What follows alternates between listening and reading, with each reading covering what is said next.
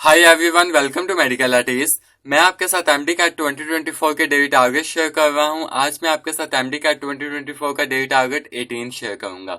सबसे पहले बिस्मिल्लाहिर्रहमानिर्रहीम। एमडी कैट 2024 के डेली टारगेट 18 में जो आज हम सबसे पहला सब्जेक्ट डिस्कस करेंगे वो हमारे पास है बायोलॉजी का। बायोलॉजी में जो चैप्टर हमने स्टार्ट किया हुआ है वो हमारे पास है एवोल्यूशन, और जो उसमें हमने पीएमडीसी के सिलेबस के अकॉर्डिंग जो सब टॉपिक्स जो हम डिस्कस कर रहे हैं वो हमने जो कल डिस्कस किया था वो हमारे पास था एविडेंस ऑफ एवोल्यूशन। आज हम इसी टॉपिक को आगे कंटिन्यू करेंगे। कल हमने एविडेंस ऑफ एवोल्यूशन के टॉपिक में से जो उसके जो सब टॉपिक्स थे बायोजियोग्राफी एंड फॉसिल रिकॉर्ड्स, ये मैंने आपको टारगेट में प्रोवाइड किया था। आज जो आप टारगेट 18 में जो आप टॉपिक कवर करेंगे वो आपके पास है कंपैरेटिव एनाटॉमी। कंपैरेटिव एनाटॉमी ये एक मोस्ट इंपॉर्टेंट टॉपिक है एमडी कैट के पॉइंट ऑफ व्यू से। जो हमारे पास एविडेंस ऑफ एवोल्यूशन के टॉपिक में से ये एक इंपॉर्टेंट पॉइंट है। इसमें जो आपने इंपॉर्टेंट पॉइंट्स कवर करने हैं वो सबसे पहले आपने ये वाला पैराग्राफ अच्छे तरीके से पढ़ना है। इसमें आपने होमोलॉगी के बारे में पढ़ना कि होमोलॉगी क्या होती है, देन होमोलोगस ऑर्गन्स क्या होते हैं, एनालोगस ऑर्गन्स क्या होते हैं, होमोलोगस ऑर्गन्स की डेफिनेशन आपने पढ़नी है, उसकी एग्जांपल्स पढ़नी है, और होमोलोगस ऑर्गन्स एग्जांपल है डाइवर्जेंट एवोल्यूशन की, ये भी आपने अच्छे तरीके से पढ़ना है। देन उसके बाद एनालोगस ऑर्गन्स की आपने डेफिनेशन पढ़नी है, ये बॉक्स में लिखी हुई है। देन उसके बाद एनालोगस ऑर्गन्स की डेफिनेशन पढ़ने के बाद उसकी एग्जांपल्स एंड ये देखना है कि एनालोगस ऑर्गन्स को कन्वर्जेंट एवोल्यूशन भी कहते हैं। देन उसके बाद आपने अच्छे तरीके से होमोलॉगी की डेफिनेशन, होमोलोगस स्ट्रक्चर, एंड आपने ये देखना है कि जो कंपैरेटिव एनाटॉमी है spots the evolution is a remodelling process. के कंपैरेटिव एनाटॉमी स्पॉट करती है एवोल्यूशन को कि ये एक रिमॉडलिंग प्रोसेस है एवोल्यूशन। ये आपने अच्छे तरीके से कवर करना है। देन नेक्स्ट पेज पर हम देखते हैं। नेक्स्ट पेज पे जो आपने कवर करना है वो आपके पास हमारे पास यही कंपैरेटिव एनाटॉमी की ही एग्जांपल्स आ जाती हैं। जैसे कि होमोलोगस एग्जांपल है फ्लावर की दी गई है यहाँ पर, ये ऊपर पैराग्राफ में, ये आपने अच्छे तरीके से देखते हैं। देन एक मोस्ट इंपॉर्टेंट हमारे पास एक पॉइंट है ये एविडेंस ऑफ एवोल्यूशन में कि वेस्टिजियल ऑर्गन्स क्या होते हैं। वेस्टिजियल ऑर्गन्स आपने देखने हैं कि जो एंसेस्टर्स में तो इम्पोर्टेंट फंक्शंस रखते थे, लेकिन अब के जो ऑर्गेनिजम्स हैं उनमें उनका इतना कोई खास फंक्शन नहीं है।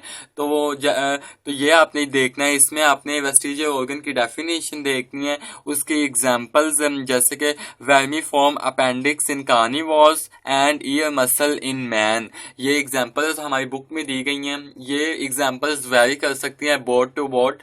तो सबसे पहले बायोलॉजी के लिए आप अपनी प्रोविंशियल बुक्स सबसे पहले आप पढ़ेंगे, देन उसके बाद आप फेडरल की तरफ मूव करेंगे। तो ये वाली जो एग्जांपल है वेस्टिजियल ऑर्गन्स की, तो ये बोर्ड टू बोर्ड वेरी कर सकती है। जैसे कि पंजाब बोर्ड में vermiform appendix in carnivores and ear muscle in man और स्नेक के बारे में लिखा हुआ है, तो अदर बोर्ड्स में ये वेरी कर सकता है कि वहां पे कुछ डिफरेंट एग्जांपल्स लिखी हों। देन उसके बाद ये हमारे पास एक डायग्राम दी गई है जैसे कि whale retains pelvic and leg bones as useless vestiges. तो ये एक इम्पोर्टेंट हमारे पास पॉइंट है, ये आपने अच्छे तरीके से कवर करना है। देन उसके बाद हम ये डायग्राम्स हमारे पास कंपैरेटिव एनाटॉमी की ही दी गई हैं। तो इसमें हमारे पास जो पहली डायग्राम है वो टर्टल की है। देन उसके बाद जो बीटा डायग्राम है वो हमारे पास माउस की है, एंड जो चारवी डायग्राम है ये ह्यूमंस की है, एंड डेल्टा में जो डायग्राम दी गई है ये हमारे पास चिक की डायग्राम है। तो इन डायग्राम्स को भी आपने अच्छे तरीके से देखना है। तो आपने अच्छे तरीके से इसको देखना है, और इसके नीचे जो ये जो इंफॉर्मेशन फिगर की दी गई है ये भी आपने अच्छे तरीके से कवर करना है। आज जो आपने टॉपिक कवर करना है वो जस्ट एक ही टॉपिक कवर करना है, comparative anatomy evidence of evolution में जस्ट एक टॉपिक कवर करना है, कंपैरेटिव एनाटॉमी। इसमें हम पॉइंट्स में आपको बता देता हूं कि आपने क्या क्या करना है। होमोलॉगी की डेफिनेशन, होमोलोगस स्ट्रक्चर्स क्या होते हैं ये देखने हैं।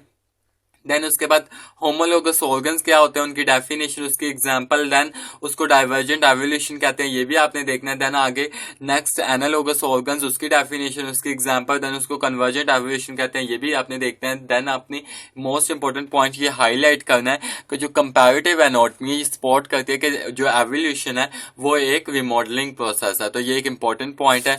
देन उसके बाद फ्लावर की एग्जाम्पल आपने यहाँ पर पढ़नी है, इसको हाईलाइट करना है। देन उसके बाद वेस्टिजियल इंडस्ट्रियल ऑर्गन्स क्या होते हैं, इसकी डेफिनेशन, उसकी जो एग्जांपल्स हैं, मैंने जो आपको बताई कि स्नेक वाली एग्जांपल लिखी हुई है, vermiform appendix in carnivores, ear muscles in man and pelvic and leg vestiges हैं वेल के अंदर, तो ये आपने अच्छे तरीके से कवर करनी है। देन ये डायग्राम्स, ये था आपका आज का बायोलॉजी का टारगेट 18। नेक्स्ट हम केमिस्ट्री के टारगेट 18 की बात कर रहे हैं।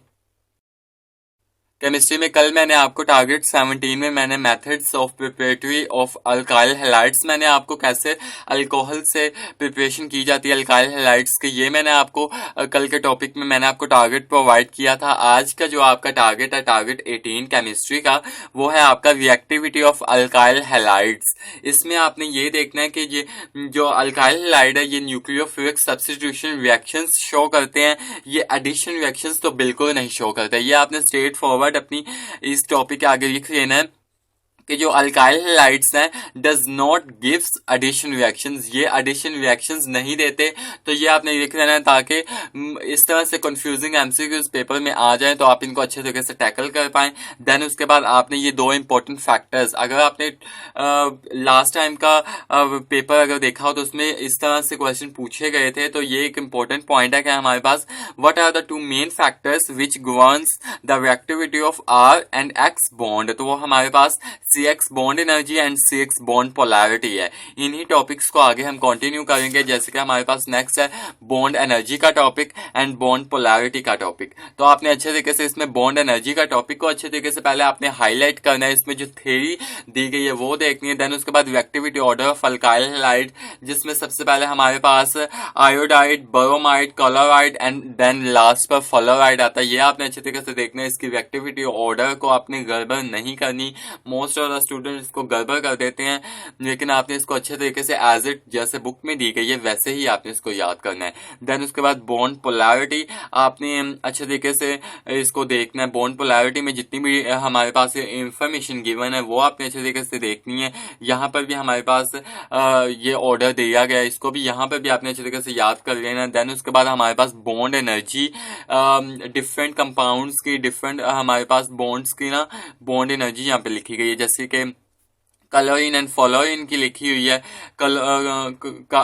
ये मोस्ट इंपॉर्टेंट है, आपने इसको अच्छे तरीके से इसको आपने याद करना है, इसको आपने इग्नोर नहीं करना। देन उसके बाद एटम्स और उनकी डिफरेंट इलेक्ट्रोनेगेटिविटी लिखी हुई है, जैसे कि फ्लोराइड की 4.0, क्लोराइड की 3.0, बोरोमाइड की 2.8, हाइड्रोजन की 2.1 एंड कार्बन की 2.5। तो ऐसे ही यहाँ पे हमारे पास बॉन्ड्स की है, जैसे कि कार्बन एंड आयोडीन की 228 हमारे पास यहाँ पे बॉन्ड एनर्जी है। किलो जाओ मोल, आप इसको साथ में इसका ये जो इसका यूनिट है ये आप लगाएंगे, तो इस तरह से क्वेश्चंस पेपर में आ जाते होते हैं। तो आपने इसको अच्छे तरीके से निगलेक्ट नहीं करना है ईच एंड एवरी लाइन को, जैसे कि कार्बन एंड फ्लोराइड का आपने इसकी बॉन्ड एनर्जी को अच्छे तरीके से पढ़नी है।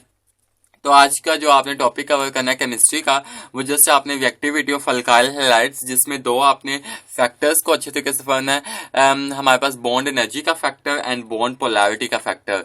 तो यही आज का आपका टॉपिक है। यहाँ बॉन्ड पोलैरिटी के लास्ट लाइन तक आपने जिस तरीके से इसको, जैसे आप बायोलॉजी के को each and every line highlight करते हैं, वैसे ही आपने केमिस्ट्री की भी each and every line highlight करनी है। ये था आपका केमिस्ट्री का टारगेट 18। नेक्स्ट हम फिजिक्स के टारगेट 18 की बात कर लें।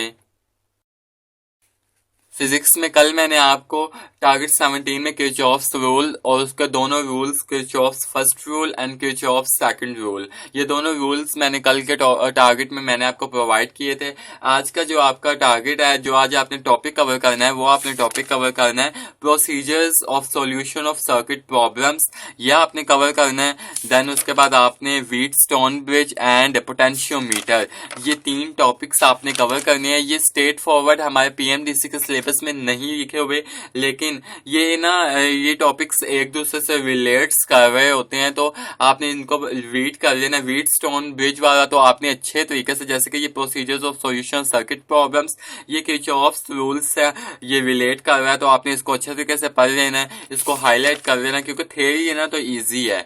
और देन उसके बाद व्हीटस्टोन ब्रिज तो मोस्ट इंपॉर्टेंट है कि ये अननोन करंट को फाइंड करने के लिए होता है। आपने इसको अच्छे तरीके से इसकी डेफिनेशन पढ़नी है, इसको अच्छे तरीके से इसमें क्या क्या इसके प्रोसीजर्स हैं, इसमें क्या क्या चीज़ें यूज़ हो रही हैं व्हीटस्टोन ब्रिज को बनाने के लिए, वो आपने देखना है। देन उसके बाद आपने व्हीटस्टोन ब्रिज के बाद आपने पोटेंशियोमीटर की तरफ मूव करना है। पोटेंशियोमीटर हमारे पास एक इम्पोर्टेंट हमारे पास इम्पोर्टेंट एमटीकैट के पॉइंट ऑफ व्यू से है, लेकिन ये हमारे पास पीएमडीसी के सिलेबस में मेंशन नहीं है ये टॉपिक्स, लेकिन आपने इनको इग्नोर नहीं करना, आपने इनको हाईलाइट कर लेना अच्छे तरीके से, इनको आपने कर लेना है, क्योंकि ये पीएमडीसी बहुत अनसर्टेन और अनयूजुअल है, वेयर्ड है बहुत ज्यादा, तो ये कहीं से भी क्वेश्चन दे देता होता है। यूएचएस तो सबसे ज्यादा अनवेयर्ड है, वो तो कहीं से भी दे देते होते हो, तो वो एट द एंड मानते भी नहीं है कि ये हमने आउट ऑफ सिलेबस क्वेश्चन दे दिया है। तो आपने वहां उस रिग्रेट से बचने के लिए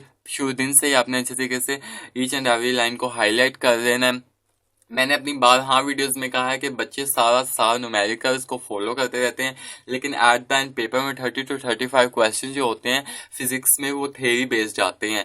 तो आपने शुरू दिन से ही रिग्रेट्स से बचने के लिए शुरू दिन से ही आपने ईच एंड एवरी लाइन, जैसे बायोलॉजी के लिए आप हाईलाइट करते हैं वैसे ही आपने एज इट आपने फिजिक्स एंड केमिस्ट्री की भी ईच एंड एवरी लाइन आपने हाईलाइट करनी है। ये था आपका फिजिक्स का टारगेट 18। आई होप मैं आपको अपनी बात समझाने में कामयाब रहूंगा। अगर आपको मेरी वीडियो पसंद आए तो मेरी वीडियो को लाइक कीजिएगा, मेरे चैनल को सब्सक्राइब कीजिएगा और अपने दोस्तों के साथ एमटीकैट 2024 के डेली टारगेट शेयर करना ना भूलिएगा। खुश रहें, खुश रहने दें। अल्लाह हाफिज।